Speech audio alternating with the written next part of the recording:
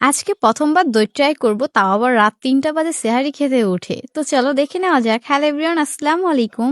তো এই তো দেখো আগের দিন দই নিয়ে আসছিল, এটা খেয়েছিলাম। দেন তারপর আমি একটু রেখে দিয়েছিলাম। অনেকদিন ধরেই ভাবছিলাম দই বানাবো, তো বানানো হচ্ছিল না। দেন তারপর এখান থেকে রেখে দিয়েছিলাম। দেন হচ্ছে তারপর এখন হচ্ছে এখানে ফ্রাই প্যান বসিয়ে দিয়েছি। তো আজকে আমি হচ্ছে ফার্স্ট টাইম ট্রাই করব। তো দেখি কেমন হয়। শেষ পর্যন্ত ভিডিওটা দেখতে থাকো, মজা পাবে।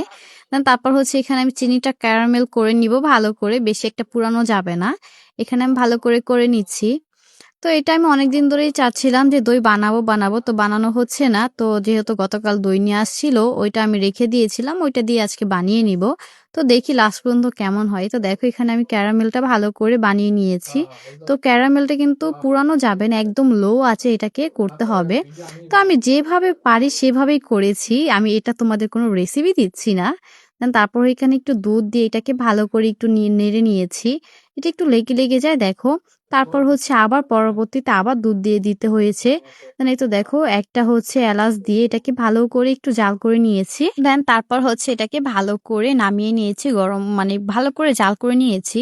তারপর নামিয়ে নেওয়া হয়ে গেলে এটাকে প্রচুর ঠান্ডা করতে হয়েছে, কারণ হাতটা ব্যথা হয়ে গিয়েছে। আমি ভিডিওটা ফাস্ট করে দিয়েছিলাম। তো দেখো তারপর হচ্ছে আমি হাত দিয়ে দেখছিলাম যে ঠান্ডা হয়েছে কিনা। যখন কুসুম গরম থাকবে তার ভিতরে দইগুলা দিয়ে ভালো করে মিক্স করতে হয়। দেন তারপর অনেকক্ষণ মিক্স করেছি। আর এই রেসিপিটা আমি ইউটিউব থেকে দেখেছিলাম আসলে। দেন তারপর এই তো দেখো আমি এখানে হচ্ছে যেই দই পাত্রটা রেখেছিলাম ওইটার ভিতরে এখন ঢেলে দিচ্ছি।